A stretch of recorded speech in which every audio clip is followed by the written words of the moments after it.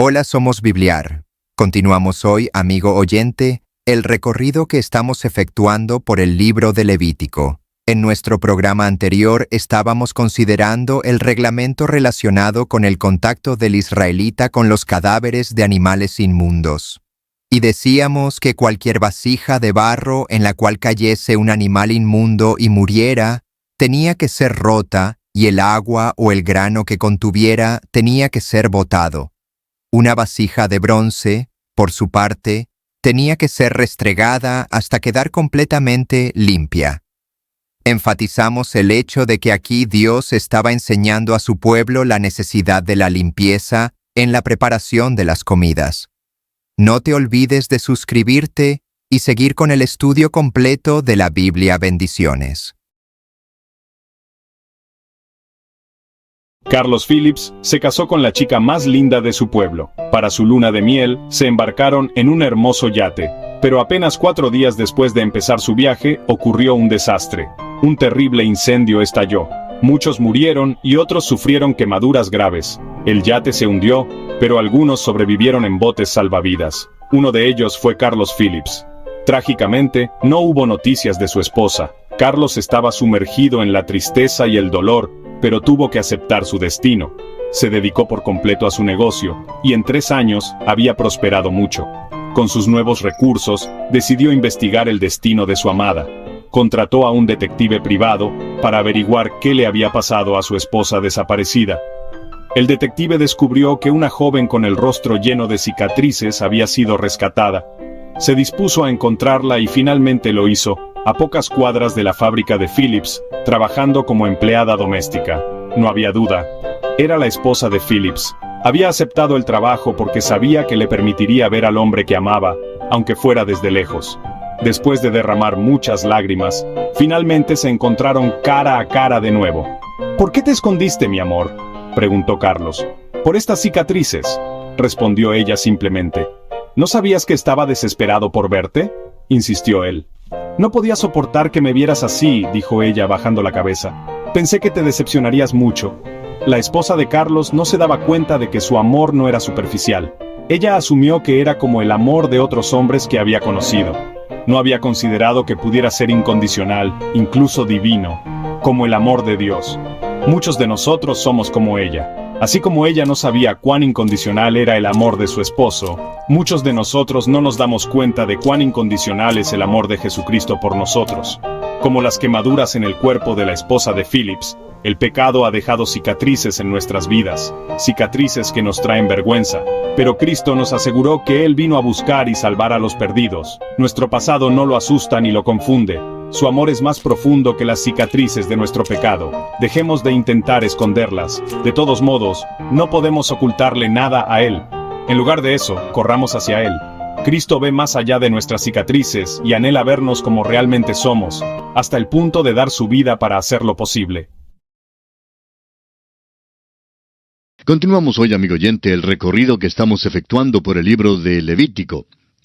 En nuestro programa anterior estábamos considerando el reglamento relacionado con el contacto del israelita con los cadáveres de animales inmundos. Y decíamos que cualquier vasija de barro en la cual cayese un animal inmundo y muriera, tenía que ser rota y el agua o el grano que contuviera tenía que ser botado.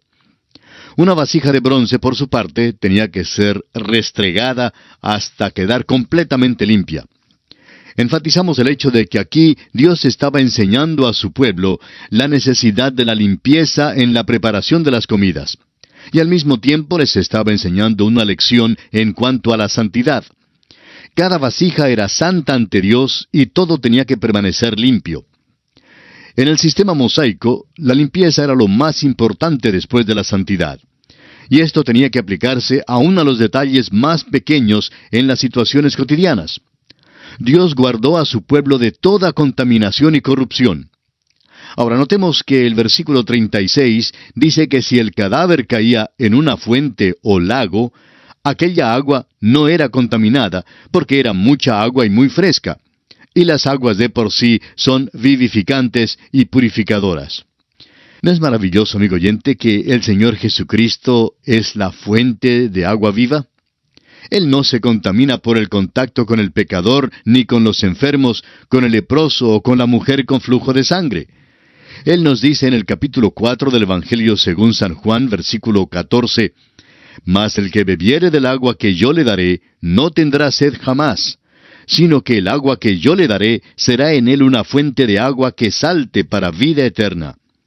Luego en el capítulo 7 del mismo Evangelio según San Juan, versículos 37 y 38 dice, «En el último y gran día de la fiesta, Jesús se puso en pie y alzó la voz, diciendo, Si alguno tiene sed, venga a mí y beba. El que cree en mí, como dice la Escritura, de su interior correrán ríos de agua viva». Volviendo ahora al capítulo 11 de Levítico, leamos los versículos 37 y 38. «Y si cayere algo de los cadáveres sobre alguna semilla que se haya de sembrar, será limpia. Mas si se hubiere puesto agua en la semilla, y cayere algo de los cadáveres sobre ella, la tendréis por inmunda». Salimos ahora de la cocina y vamos al campo y a los productos alimenticios allí cultivados. La semilla seca que iba a ser sembrada no podía ser contaminada por el solo hecho de entrar en contacto con un cadáver inmundo. Sin embargo, si la semilla estaba mojada, entonces su cáscara o armadura había sido penetrada y era entonces declarada inmunda. Por eso, el Hijo de Dios necesita una coraza o armadura hoy en día. Se nos manda en Efesios capítulo 6, versículo 11, «Vestíos de toda la armadura de Dios, para que podáis estar firmes contra las acechanzas del diablo». Y pasamos ahora a considerar el siguiente aspecto, o sea, los reglamentos en relación con el contacto con cadáveres de animales limpios. Leamos los versículos 39 y 40 de este capítulo 11 de Levítico. «Y si algún animal que tuviereis para comer muriere, el que tocare su cadáver será inmundo hasta la noche.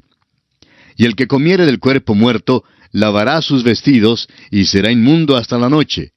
Asimismo, el que sacare el cuerpo muerto, lavará sus vestidos, y será inmundo hasta la noche». Cualquier animal limpio que muriera de por sí o de alguna enfermedad era considerado inmundo. En Malaquías, capítulo 1, versículos 6, 7 y 8, Dios prohibió el sacrificio de cualquier animal que fuese imperfecto o enfermo. Leamos este pasaje que dice, «Y decís, ¿en qué hemos menospreciado tu nombre? En que ofrecéis sobre mi altar pan inmundo. Y dijisteis, ¿en qué te hemos deshonrado? En que pensáis que la mesa de Jehová es despreciable, y cuando ofrecéis el animal ciego para el sacrificio, ¿no es malo? Asimismo, cuando ofrecéis el cojo o el enfermo, ¿no es malo? Preséntalo, pues, a tu príncipe. ¿Acaso se agradará de ti o le serás acepto? Dice Jehová de los ejércitos. Dios prohibió el sacrificio de cualquier animal que fuese imperfecto o enfermo. Y es que, amigo oyente, Dios no acepta lo que no sea lo mejor o aquello que es desechado. Pasamos ahora a considerar el reglamento relacionado con la contaminación de criaturas que se arrastran. Todo lo que se arrastra en la tierra fue declarado inmundo.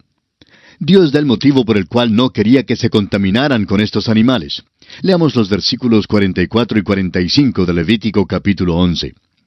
«Porque yo soy Jehová vuestro Dios. Vosotros por tanto os santificaréis y seréis santos, porque yo soy santo. Así que no contaminéis vuestras personas con ningún animal que se arrastre sobre la tierra. Porque yo soy Jehová, que os hago subir de la tierra de Egipto para ser vuestro Dios. Seréis pues santos, porque yo soy santo».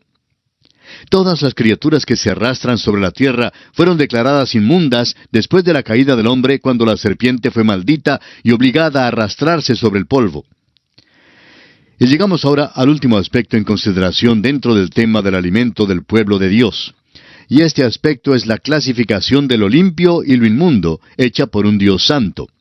Leamos entonces los versículos 46 y 47 de este capítulo 11 de Levítico.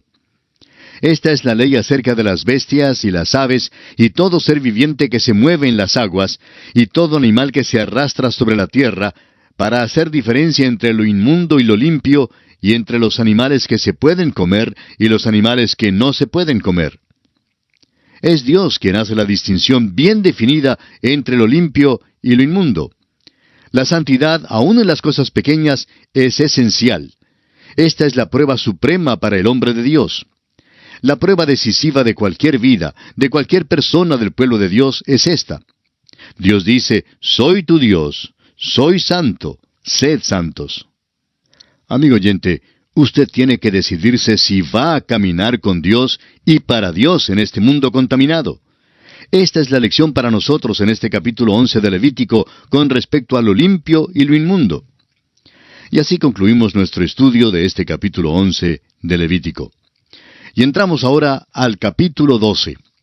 El tema central del capítulo 12 es la ley con respecto a la maternidad y la transmisión del pecado por herencia. El capítulo 12 es un capítulo muy breve.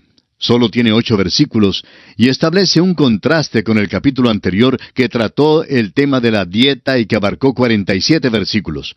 Sin embargo, es un capítulo muy importante y hasta en cierto sentido es más importante que el capítulo anterior. En el capítulo 11 vimos cómo la contaminación con el pecado puede ocurrir por medio del simple contacto con lo inmundo. En otras palabras, el capítulo 11 acentuó el carácter externo del pecado, el hecho de que vivimos en un mundo rodeados por el pecado y que este es nuestro medio ambiente. Ahora bien, este capítulo hace énfasis especial en el carácter interno del pecado. No es que llegamos a ser pecadores solo por medio del contacto con lo inmundo, sino que somos pecadores de nacimiento. La misma naturaleza que heredamos es una naturaleza caída y pecaminosa. El rey David dijo en el Salmo 51, versículo 5, «He aquí, en maldad he sido formado, y en pecado me concibió mi madre». Este capítulo trata de la ley con respecto a la maternidad, la transmisión del pecado por herencia. Nos encontramos ahora en el campo de la obstetricia. El último capítulo trató de temas en el campo de la dietética y la pediatría. Nuestro Señor, amigo oyente, es el gran médico, es el especialista en todos los campos. Los pueblos paganos tenían ciertas ideas y nociones supersticiosas en cuanto a la inmundicia de las mujeres en el parto. Pero no hay ni un rastro de aquellas nociones supersticiosas en el sistema levítico, como esperamos hacerle observar más adelante. También era una práctica de la sociedad pagana darle a las mujeres siempre un puesto inferior a los hombres. Esta ley no contiene vestigios de estas ideas, ya que la economía mosaica exaltó el sexo femenino y ennobleció la maternidad. Todo esto presenta un vivo contraste al vil paganismo que existía alrededor de la nación de Israel, es decir, en los países vecinos. Evidentemente, había ciertos beneficios higiénicos que resultaban al ponerse en práctica estas leyes dadas por Dios.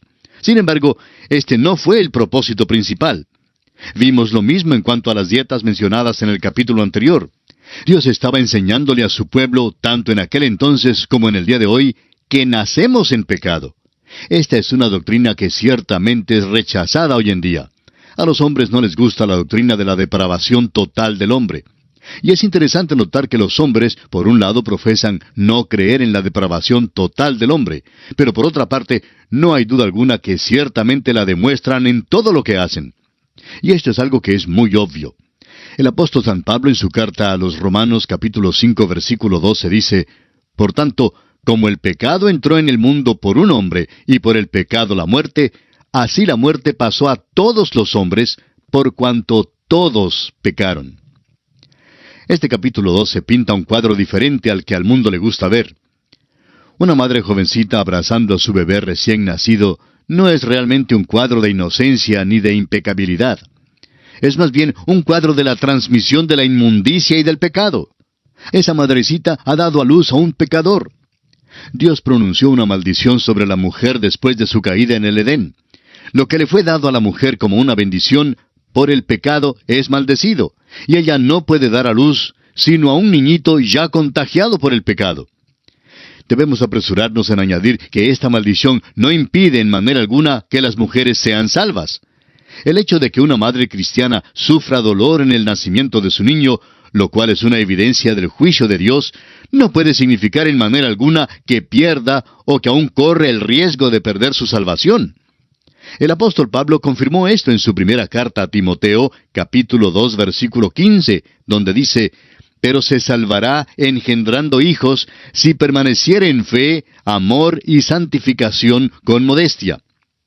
Este versículo no significa que una mujer obtenga su salvación por el hecho de engendrar hijos, sino que no corre ningún riesgo de contaminarse o de perder su salvación al traer al mundo a un pecador.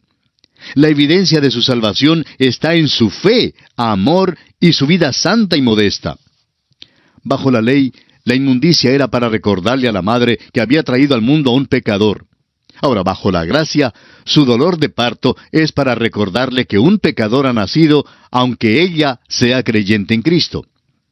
Recordemos que en la caída, a la mujer también le fue prometido que traería al mundo a un Salvador. Dice allá en Génesis capítulo 3, versículo 15, «Y pondré enemistad entre ti y la mujer, y entre tu simiente y la simiente suya. Esta te herirá en la cabeza, y tú le herirás en el calcañar». El Salvador nacería de mujer, pero sería separado de los pecadores. Pero en todo esto, no perdamos de vista que el hombre no es menos culpable que la mujer. Y este capítulo le recuerda al Padre que Él también ha traído al mundo a un pecador. Adán fue culpable como primer padre, pues Pablo lo dice repetidamente. En Romanos 5:12, por ejemplo, dice, «Por tanto, como el pecado entró en el mundo por un hombre, y por el pecado la muerte».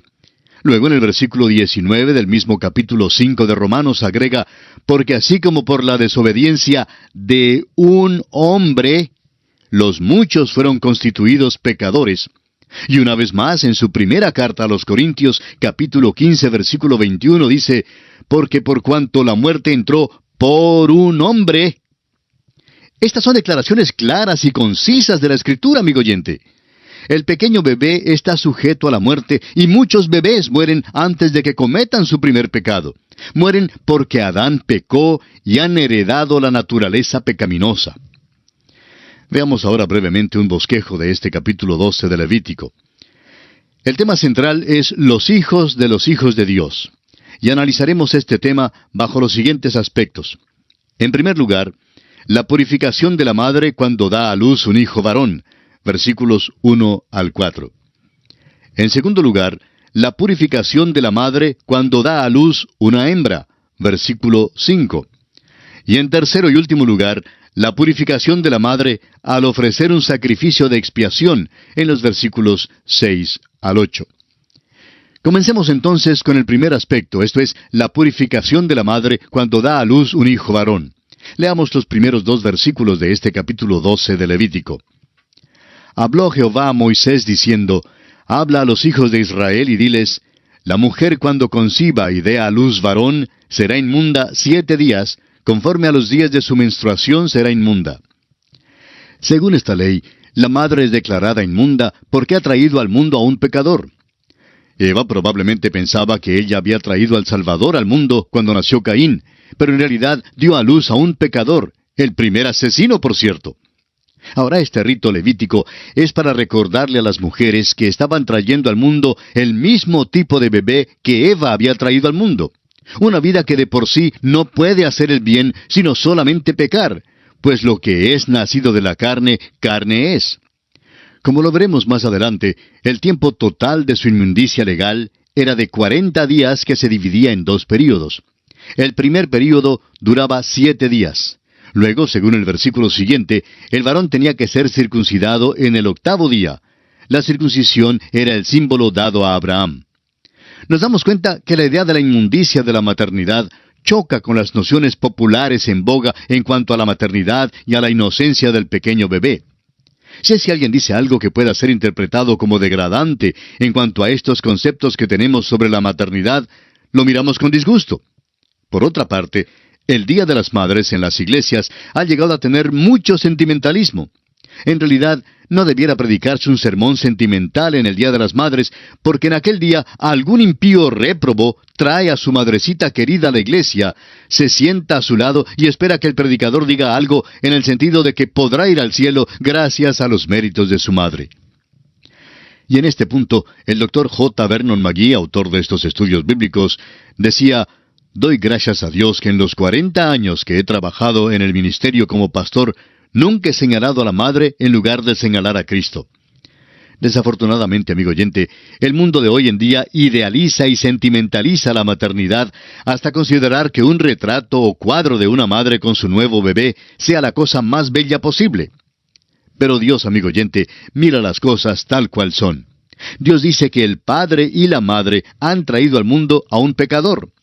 La madre era declarada inmunda para recordarle que el bebé que tenía en sus brazos era pecador. Debido al pecado original de la mujer y porque hay una maldición de su parto, el apóstol Pablo escribe en su primera carta a Timoteo, capítulo 2, versículo 12, «Porque no permito a la mujer enseñar ni ejercer dominio sobre el hombre, sino estar en silencio». Lo que está diciendo Pablo aquí es que una mujer no debe tomar un puesto en la iglesia en el cual ella deba definir doctrinas, y creemos que las razones son dos. La primera razón la encontramos en el versículo siguiente, versículo 13 de esta primera carta a Timoteo, capítulo 2. Dice Pablo, «Porque Adán fue formado primero, después Eva». Ahora, esto no tiene nada que ver con alguna supuesta superioridad del hombre sobre la mujer, sino que es una cuestión de orden y de delegación de autoridad. Y en segundo lugar, Pablo dice en el versículo 14, «Y Adán no fue engañado, sino que la mujer, siendo engañada, incurrió en transgresión». La mujer fue la primera en caer en la transgresión, y entonces el hombre la siguió a sabiendas, mientras ella había pecado sin darse cuenta de su transgresión. Como ya lo hemos dicho, la mujer fue la primera en caer en la transgresión, y entonces el hombre la siguió a sabiendas, mientras ella había pecado sin darse cuenta de su transgresión. Como ya lo hemos dicho, la madre cristiana no pierde ni arriesga a perder su salvación por el hecho de haber traído al mundo a un pecador. Pero tampoco significa que los hijos sean salvos por el solo hecho de que su madre sea salva. Sin embargo, hay algunos que tratan de interpretar en este sentido la declaración del apóstol Pablo al carcelero de Filipos cuando le dijo en Hechos 16:31, «Cree en el Señor Jesucristo y serás salvo, tú y tu casa». Creen que solo por el hecho de que la madre o el padre sean creyentes, los hijos automáticamente pueden ser salvos. Pero la verdad, amigo oyente, es otra muy distinta. Bien, lamentablemente nuestro tiempo se ha agotado y tenemos que suspender aquí por esta oportunidad. Continuaremos este interesantísimo tema, Dios mediante, en nuestro próximo programa. Será pues, hasta pronto, que Dios le bendiga, es nuestra más ferviente oración.